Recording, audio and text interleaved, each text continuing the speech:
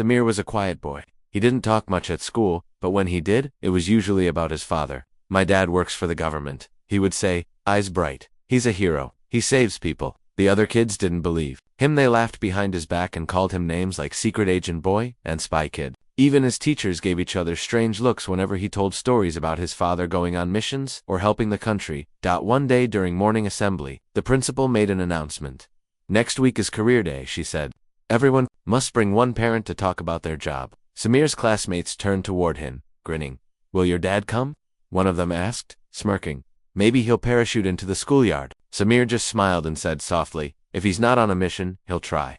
When Samir went home that day, he looked at the photo on his bedside table. It was a picture of him as a toddler sitting on his father's lap. His father wore a clean black suit and dark glasses. Samir picked up the photo and whispered, "I wish you could come this time." His mother, Seema, stood quietly at the door and watched him. Her eyes were tired, but she didn't say anything. Career day arrived. Parents filled the classrooms, some in uniforms, some in office clothes. Samir sat at his desk, eyes on the door. The minutes passed. No one came in for him. The last speaker finished, and the teacher asked, "Samir, is your parent here?" Samir stood slowly and said, "He's working. He protects the country." The class giggled. The teacher tried to quiet them, but the damage was done. After class, a group of boys surrounded Samir in the hallway. "Stop lying," one said. "Your dad's probably in jail." Another boy pushed him gently. "Yeah, or maybe he ran away. That's why no one's seen him." Samir didn't fight back. He just looked down and said, "He'll come back one day. You'll see."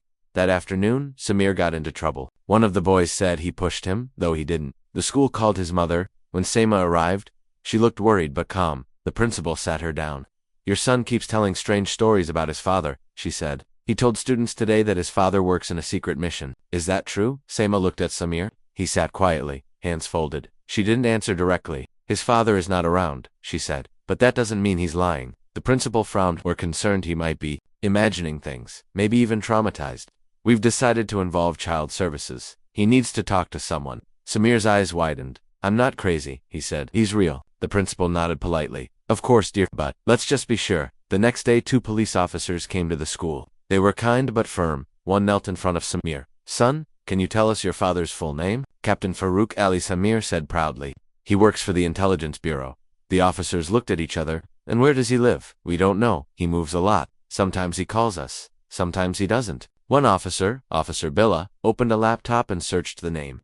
After a few minutes, he looked confused. "There's no record under that name in our database," he whispered to his partner. "Nothing. Not even an ID." They spoke to the principal, then to Seema. She looked nervous. "You think my son is lying?" she asked. "He's just a boy." Officer Belial looked at her gently. "Ma'am, children sometimes create stories when they miss someone. We just want to be sure everything is okay at home." Samir stood up suddenly and ran to his school bag. He pulled out an old photo, the same one he kept by his bed. "This is him," he said. "See, this is my dad." The officer took the photo and looked at it. It showed a man in a suit and dark glasses holding a baby. The image was slightly faded, but the man's face was clear. Officer Bilal showed the photo to his partner. "He's not in the system," he repeated. "Maybe it's fake." "It's not fake," Samir shouted. "He's real." The officers calmed him down and handed the photo back. "Okay, son, we believe you. We just need to check a few things." Samir sat down again, quietly holding the photo close to his chest. Later that evening, Officer Bilal sat in his car staring at the photo. Something about the man's face looked familiar. He opened his old files cases from years ago. One file caught his attention. It was sealed, marked classified, level 4. His fingers hovered over the screen. He wasn't supposed to open it, but his curiosity was stronger. When he clicked the file, a warning message popped up. "Restricted access, government clearance required." Bilal sat back in his seat, eyes wide. "Who are you, Captain Farouk?" Meanwhile, Samir sat at home near the window, waiting. He looked at the sky and whispered, "I told them the truth. Baba, please come back." Far away, in a dark room lit only by a small screen, a man watched a news report showing police visiting a school. The headline read, "Boy claims father. Is government agent, officers investigate."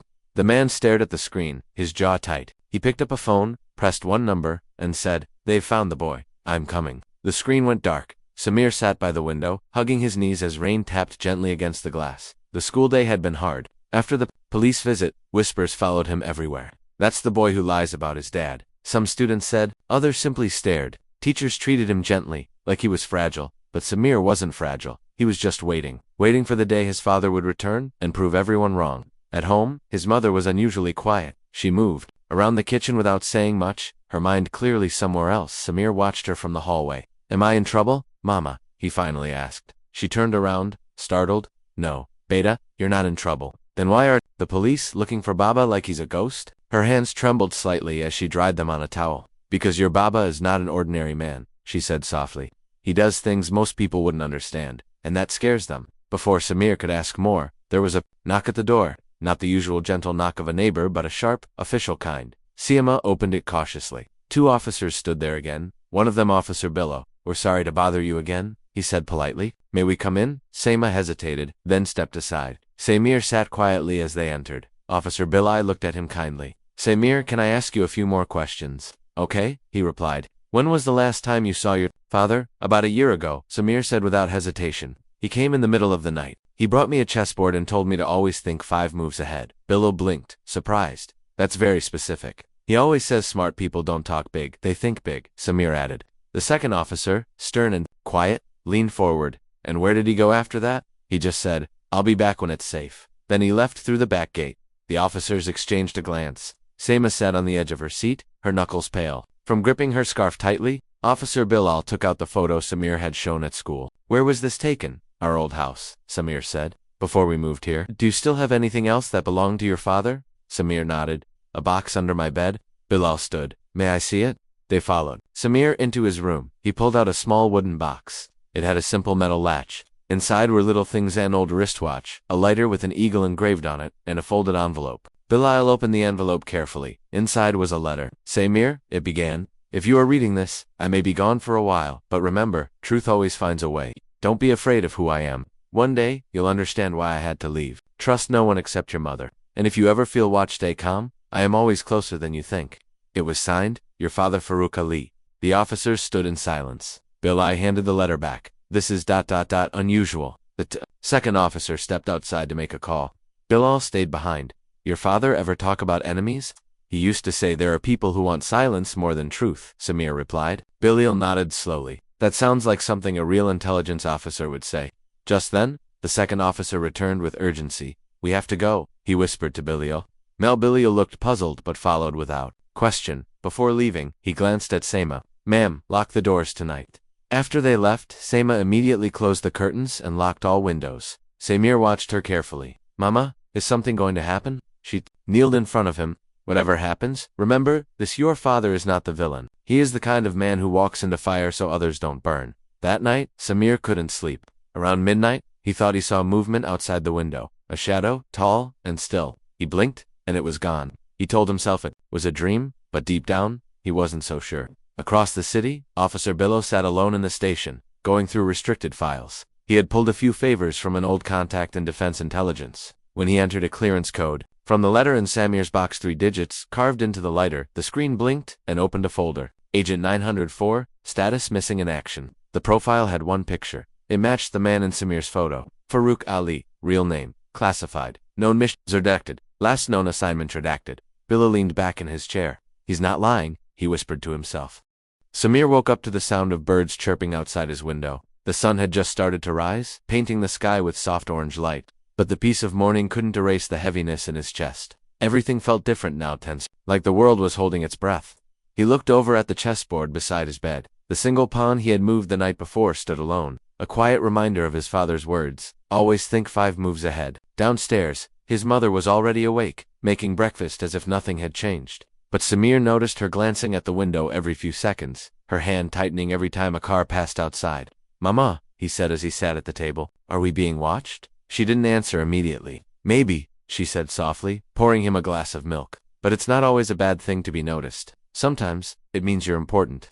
Just then, her phone buzzed. She picked it up, her eyes narrowing as she read the message. She quickly deleted it and forced a smile. Eat fast. We have to go out today. Samir didn't ask questions. He knew by now that silence was part of their life. At the police station, Officer Bilal sat at his desk, staring at the envelope the stranger had left the night before. He hadn't opened it. Deep inside, he knew what it probably contained: money, instructions, maybe a warning, but ignoring it didn't make the threat disappear. He stood and walked into the records room, shutting the door behind him. There, in the quiet, he turned on an old computer that wasn't connected to the main network. He needed answers, and he didn't trust anyone anymore. He typed in the ID number he found on the lighter from Samir's box. After a few seconds, a blurry black and white image loaded on the screen. It showed a group of men standing in front of a helicopter. One of them was Farouk Ali. Underneath a short description, operative special clearance status, classified. There was no rank, no details, just a single line, presumed deceased after Operation Black River. Billow leaned back, eyes wide, so he really was one of them. Just then, a junior officer knocked on the door. "Sir, there's a woman and child here to see you." Billow's heart raced. "Send them in." Seima and Samir entered the room quickly. Seima locked the door behind them. "We don't have much time," she said. "They know we talked to you. I saw a car outside our house this morning. Same one that was parked outside the school 2 days ago." Belial stood. "Who are they?" Seima looked him straight in the eye. "The kind of people who erase lives. My husband worked for them. Once now, they want to erase what's left of him and us." Samir stepped forward. "I want to help," he said bravely. Bilal smiled at the boy's courage. "You already have, kid. You started all this just by telling the truth." Bilal handed them a flash drive. "This has what I've found so far. I don't know what half of it means, but your husband might have left a trail. If he's still alive, it'll lead to him, but you need to disappear until I say it's safe." Seima nodded. "We have a place." That night, they left the city. Seima drove the car through winding roads into the countryside. Samir watched the trees pass by, gripping the flash drive tightly in his pocket. "Where are we going, Mama?" "Somewhere your father once took me, a place no one remembers." They arrived at a small cottage near a riverbank. It looked abandoned, but when Sama opened the door, everything was clean and ready, dusty, but livable. She lit a lamp and unpacked some food. Samir sat on the floor, opening the flash drive on an old laptop his father had hidden there long ago. The files were heavily encrypted, dozens of them, each labeled with numbers and strange names like Echo Mirror and Operation Quartz. He clicked on one file. It opened a video. His father's voice filled the room. "If you're watching this, it means you've found the flash. Good. That means you're smarter than they thought." Samir leaned forward. The video continued. "I've stored every operation they tried to bury. If they come after my family, it means they've broken their promise. I have insurance. Files they fear. I hid the rest in a location only Samir would understand. Think, son. It's the place I taught you to look beyond the board." The video ended. Samir sat still for a moment. "Look beyond the board," he whispered. "Mama, do you remember where Baba taught me chess?" She thought for a moment. "Yes. Under the big tree near the train tracks? You were 5. Samir jumped up. "He didn't just teach me chess there. He told me that secrets always hide in quiet places." They left early the next morning. When they reached the old tree, the grass had overgrown. Samir walked around it, eyes scanning everything. Then he saw a small wooden piece nailed into the trunk, covered in moss. He pulled it loose and found a key inside. Back at the cottage, the key opened a hidden compartment in the floor. Inside was a small metal box. He opened it, more drives, more letters, and a phone. The moment he turned it on, it rang. Samir hesitated, then answered. "Hello." A voice replied, shaky, quiet but familiar. "Samir, is that you?" Samir's breath caught. "Baba, I can't talk long." "You did well, son. You're braver than I ever was." "Where are you?" "I'm coming soon. But first, I need you to do something." What? "Expose them." The call ended. Samir turned to his mother. "He's alive," he whispered. Seima covered her mouth in shock. Tears filled her eyes. "He's coming back, but far away." In a dark room, someone else had listened to the call. He made contact. The man said into a phone. The boy found him. "We have to move now." Officer Billow was restless. He paced in his office, trying to piece everything together. The flash drive, the classified files, the sudden appearance of the stranger in the black coat, none of it added up. Unless one simple truth was accepted, Samir's father was alive, and someone powerful wanted that truth buried forever. He pulled out his notebook and scribbled everything he knew, dates, names, clues, anything that could lead to the full picture. But as soon as he connected the final dot, his office phone rang. He hesitated before picking up. "Bilal here." The voice on the other end was calm but firm. "You've been warned once. This is your last." Click, the line went dead. Bilal stared at the phone. They were watching him too. Meanwhile, deep in the countryside, Samir sat cross-legged on the floor, files spread around him. The voice from the phone still echoed in his head, his father's voice. Real, alive, giving him a mission. He read through the letters from the hidden box. One of them was addressed to a man named Rashid Qureshi. It said, "If something happens to me, send the boy to him. He will know what to do." Samir turned to his mother. "Do you know who Rashid Qureshi is?" She nodded slowly. "He was one of your father's closest friends. Before everything went dark, he lives in the hills, far north." Samir stood up. "We have to go." Seima hesitated. "It's not safe. If they found us once, they'll find us again." Baba said to expose them. "We can't stop now." Early next morning, they left in silence. The road to the north was long, winding, and dangerous. They avoided cities and stayed off highways. Every time a car followed them too closely, Seth would take a sudden turn and disappear into a side road. It was a journey full of fear and silence. Samir kept the files close, as if they were pieces of his father. Back at the police station, Balil had made a decision. He called a trusted reporter, someone who once exposed a political scam. I need to meet, he said. What I'm about to show you could cost us both everything. They met in an empty parking lot. Billow handed her a copy of the encrypted files. If I disappear, make this public. She looked at him seriously. What are we looking at? The truth, Bilal replied. Buried for years. In the hills, after 2 days of travel, Seima and Samir finally reached a small house, surrounded by trees. An old man opened the door. His eyes widened when he saw them. Seima, he whispered Samir. She nodded, tears forming. We need your help, Rashid. Rashid let them in. He was thin, gray-haired, but alert. Samir handed him the letters. Rashid read them silently. So he's alive. Samir nodded. He spoke to me. He said to expose them. Rashid sighed. Your father uncovered something deep. He told me once, if I vanish, don't believe I'm dead. I thought it was just paranoia. I was wrong. Rashid took them to a hidden room in his basement. Your father and I built, this years ago, a safe place to store what couldn't be stored anywhere else. Inside were old maps, hard drives, and photos pinned to the wall. Some showed politicians, military officers, and businessmen each, with notes beside their names. Your father called it the web, Rashid explained. A network of corruption, hidden under the surface of power. Samir looked at one photo, a man in a general's uniform, shaking hands with a foreign official. Underneath it was written, Operation Silence. What's Operation Silence? He asked. Rashid's face darkened. The mission that broke your father. It was supposed to be about national security, but it turned into something else. A plan. To remove anyone who knew too much. Samir clenched his fists. They tried to erase him. No, Rashid said. They failed. And now you're going to finish what he started. That night, Rashid began decoding the files. Samir helped, learning faster than most adults. He understood how to spot patterns, break codes. His father had prepared him well. In one of the files, they found an audio clip. It was a meeting between high-level officials. A man's voice said, if Farouk speaks, we all fall. Make sure he doesn't. Rashid played it twice, then looked at Samir. This could destroy them all. The cottage was quiet that night. Samir sat by the window, watching the moonlight stretch across the cold floor. The fire in the hearth crackled softly, but there was no comfort in it. His heart beat fast with every gust of wind or creak of the old wooden walls. He kept checking his phone, reading the message again and again. You made your move. Now I'll make mine. Be ready. The words were burned into his mind. Was it really from his father, or was someone else pretending? Rashid sat at the table, clicking through more files on the laptop. Everything's changed, he said softly. Your video forced their hand. Some officials are denying everything, but others are scared. You've shaken something very old, very deep. Seima walked in with 2 mugs of tea. Her eyes were tired, but her hands were steady. So what now? She asked. Rashid took a deep breath. Now, we wait for Farouk. If he's still alive, he's coming here. Samir looked out the window again. What if it's a trap? Rashid met his eyes. Then we deal with it. But your father is too smart to send that message if he didn't mean it. Suddenly, the lights flickered, then went out. Rashid stood quickly and grabbed a flashlight. Don't panic. He looked out the window. A car was parked near the trees. Its headlights were off, engine silent. It's him, Samir whispered. It has to be him. Rashid wasn't so sure. He motioned for Seima and Samir to hide in the storage room. Lock the door. Don't come out unless I say so. Samir hesitated.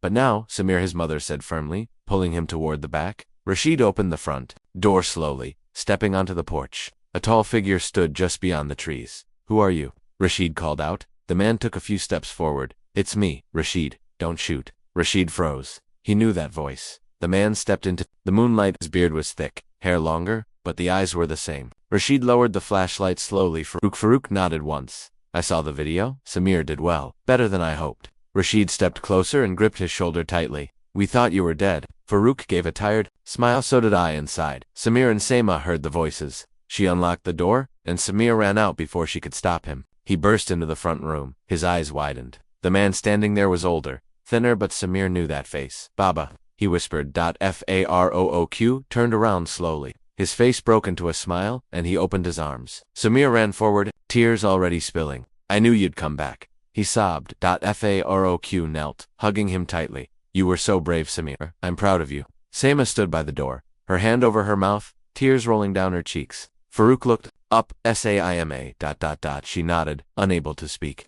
He stood and hugged her too, his hand gently brushing her hair. I'm sorry, he whispered. For everything? For a few minutes, there was only silence and soft tears. But peace didn't last long. Farouk pulled away and looked at Rashid. They'll be coming. Rashid nodded. We're ready. Farouk sat at the table and opened the metal case he carried. Inside were more documents, more proof. I didn't just survive. I gathered everything they tried to hide. Operations, names, offshore accounts. This will bury them. Samir sat beside him, eyes wide. What do we do with it? We give it to the world, Farouk said. Not through news channels, through the people. Let them share it. Let them judge. If we wait for courts or media, it will be buried again. They spent the night preparing the files. Rashid encrypted everything with multiple layers. Farouk recorded a new video. He looked into the camera, his voice calm and firm. They called me a traitor. They erased my name. But the truth survives. My son brought it back to light. This is not about revenge. It's about honor, about what we owe to those who can't speak. When the upload started, the house felt tense. Every second the files transferred, they feared a black van would crash through the trees, but the files went live. The world now had everything. Within hours, the internet erupted. Hashtags trended worldwide. Journalists scrambled to verify the new documents. Whistleblowers began stepping forward. People in power went silent. Some disappeared. Others denied everything. The next morning, Farouk looked out the window. They won't go down quietly, he said. They'll come here. Rashid nodded. Let them. We're not afraid anymore. Samir stood beside his father. What happens now? Farouk looked down at him. Now, we finish it. One way or another. But in a government building miles away, a man in a gray suit watched the video on his screen. His face was calm, but his knuckles were white from clenching. Activate the protocol, he said into the phone. Neutralize them all. That afternoon, Rashid received a message from an unknown number. They're coming. Less than 12 hours. Farouk checked his watch.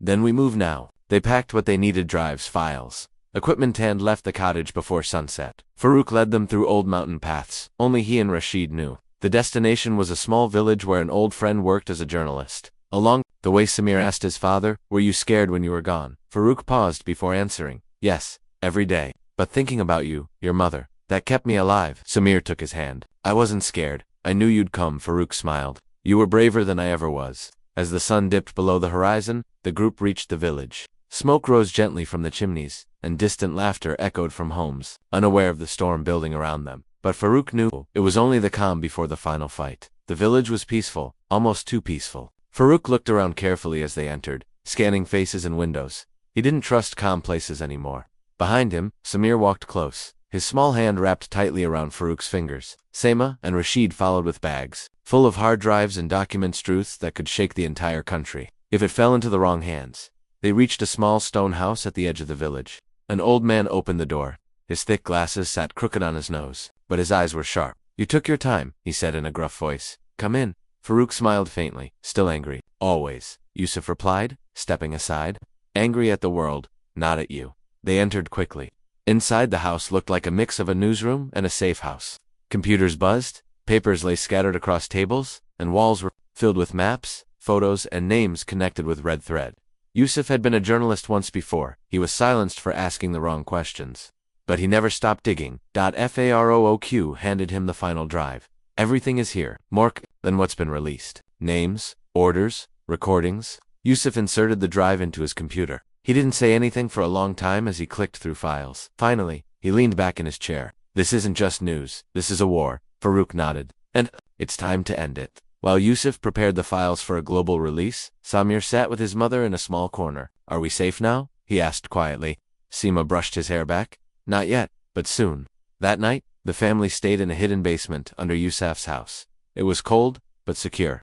Rashid kept watch upstairs while Farouk worked with Yusuf, cross-checking every file, making sure nothing was missed. At dawn, the files were scheduled for release. Yusuf had set up an automatic system that would upload to hundreds of news outlets, social media sites, and whistleblower networks. At the same time, it was unstoppable once triggered. But before the clock struck 6, there was a knock at the door. Not a hard knock, a soft, almost polite one. Rashid reached for the gun hidden beneath his coat and signaled everyone to stay quiet. The knock came again, followed by a calm voice. "Mr. Farouk Ali, you have something that belongs to us."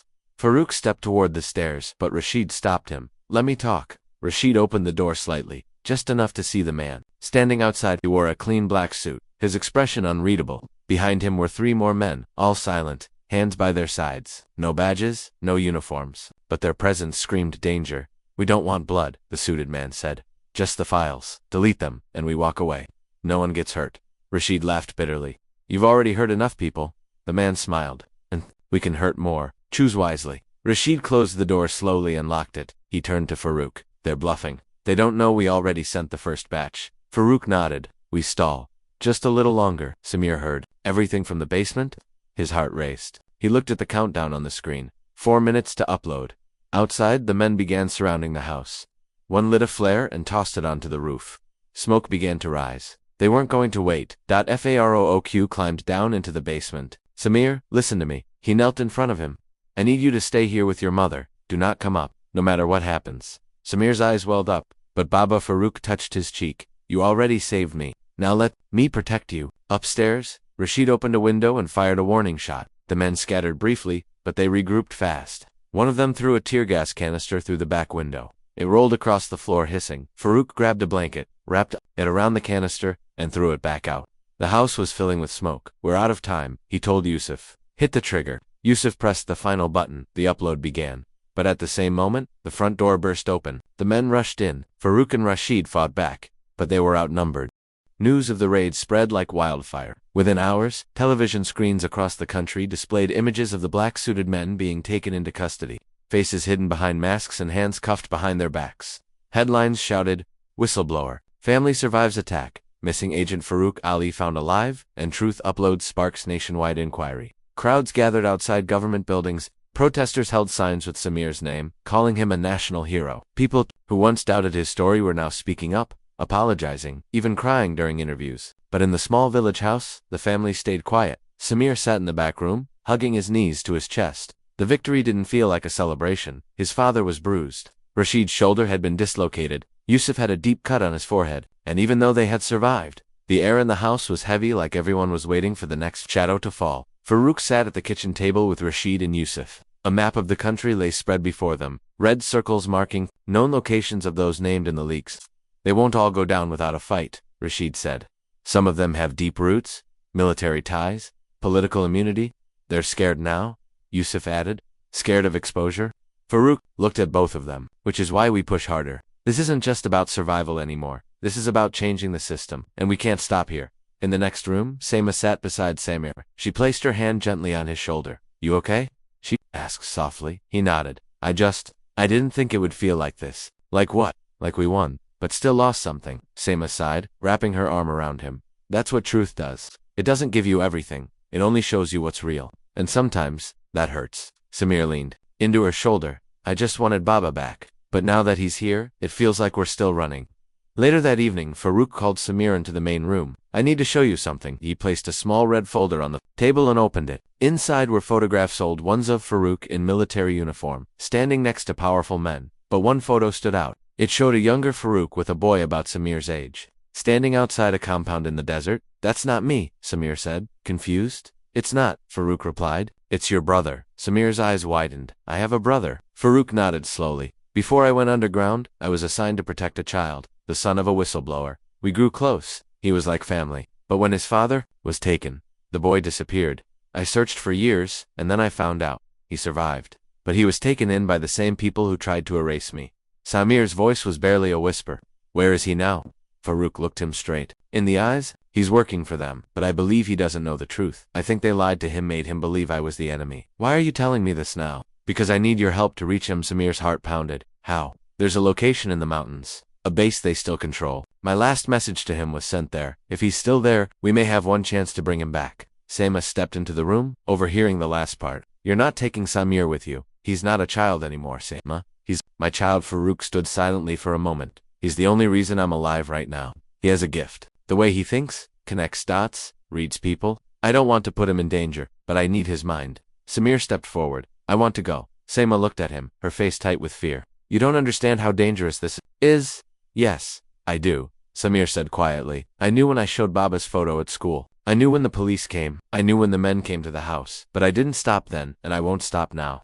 There was silence. Finally, Seema turned away, wiping tears from her eyes. Then take Rashid with you. At sunrise, they left again, this time heading toward the mountains where the last known signal from Farooq's other son was traced. The road was narrow and rocky, flanked by cliffs and deep forests. Along the way, Farooq told Samir had never shared before, of missions he had run, lies he had told to survive, truths he had buried. You know what hurts the most? Farooq said as they climbed higher. Being called a ghost while you're still alive? Samir looked at him. You're not a ghost. To me, they reached the mountain compound at dusk. It looked abandoned, but Farooq knew better. He instructed Rashid to stay with the car while he and Samir crept toward the main building. Inside, it was cold and dimly lit. Hallways stretched in every direction, and old equipment hummed quietly. At the center of the compound was a room. With a locked door, Farouk placed his hand on the scanner. The door clicked open. Inside was a boy maybe 15 sitting at a table, staring at a wall of monitors. He turned as the door opened. His eyes were sharp, cold, but when he saw Farouk, something changed. "You," the boy said. "They said you were the traitor." Farouk stepped forward slowly. "I was never your enemy. You left me. Didn't they took you?" The boy looked confused, torn. Samir stepped forward, heart racing. "You're my brother," he said softly. The boy turned to him. "I don't have a brother." "You do now," Samir replied. The boy stood up, unsure. "Why should I believe you?" Samir took the photo from his pocket, the one of Farouk, with the boy outside the compound. "Because this was before they told you lies." The boy stared at the photo. Then slowly, his shoulders dropped. "What do you want?" Farouk stepped closer. "The truth, and your help." Outside, Rashid saw movement in the trees, dark figures approaching fast. He grabbed his radio. "They're here." Inside the compound, alarms suddenly blared. Red lights flashed. "They're coming," Farouk said. "We need to leave. Now." The boy hesitated only a second, then grabbed a bag from under the desk. "I'm coming with you." Together the four of them ran through the back tunnel, just as soldiers burst through the main entrance, and far behind them, the building that once held lies and confusion, now echoed with empty alarms. The tunnel was dark, damp, and narrow. Samir held his breath as they moved quickly, feet splashing through shallow water. Farouk led the way with a flashlight, while the boy, his other son, Zion, followed close behind, glancing over his shoulder every few seconds. Rashid brought up the rear, his gun drawn, ears sharp for the sound of pursuit. The alarms from the compound still echoed behind them, but for now, there were no footsteps, no voices. Only silence. They reached the end of the tunnel and emerged into the forest, just as the first light of dawn crept over the mountain peaks. Farouk turned to Zion. "There's a road not far from here. We have a car hidden there. We'll talk. When we're safe?" Zion nodded, still unsure, but no longer resisting. He hadn't said much since they pulled him from the compound. Samir kept glancing at him, wondering how two people could be so different and yet feel so connected. Zion had grown up in lies, in training, in silence. Samir had grown up with questions, with confusion, but with love to. By the time they reached the car, Rashid's shirt was soaked with sweat and dirt. He checked the surrounding area before unlocking the doors. "We need to move fast. They'll be scanning all routes soon." As they drove down the winding mountain path, Farouk sat in the back seat between Samir and Zion. He looked from one son to the other. "You both are stronger than I ever was," he said quietly. "They used to tell me that loyalty was everything, but they never taught me how loyalty feels when it breaks your heart." Zion stared out the window. "They told me you left, that you abandoned me." Farouk shook his head. "They kidnapped you. I searched for months, but every trail went cold. Then they told the world I was dead. I couldn't come back. Not until I had something to fight with." "And what now?" Zion asked. "What am I supposed to do?" "I don't know how to live outside their world." "You'll learn," said softly. "I can help." Zion looked at him, surprised by the kindness in his voice. No hate, no blame. They reached a safe house by midday, an old farmhouse deep in the valley, surrounded by wheat fields and guarded by people who owed their lives to Farouk from the past. Inside, Yusuf was already setting up a temporary command center, with a group of young volunteers, hackers, journalists, and ex-soldiers who had all been touched by the truth Farouk and Samir had released. Yusuf looked at Zion and nodded. "So this is the missing piece." Zion stiffened, but Farouk placed a hand on his shoulder. "He's not a piece, he's my son." Samir and Zion were given a room to rest. For the first time, they sat side by side without saying a word. After a long pause, Samir broke the silence. "What do you remember about him?" Zion stared at the ceiling. "He used to tell me bedtime stories about eagles and spies. I thought he was just making them up." "He taught me chess," Samir replied. "Said it wasn't about winning. It was about seeing the whole board." Zion turned his head. "I never got to learn that part." "I'll teach you," Samir offered. And for the first time, Zion gave a small smile. That night, the final stage of their plan began. The files had been released. The public had reacted, but justice was slow. Courts were stalling. Politicians were blaming each other. Some names had vanished completely. The system was cracking, but not yet broken. Farouk stood before a room full of supporters. "They're still hiding behind power, thinking they can wait this out. But now, we do what they fear the most. We give faces to the victims. We tell every story they silenced,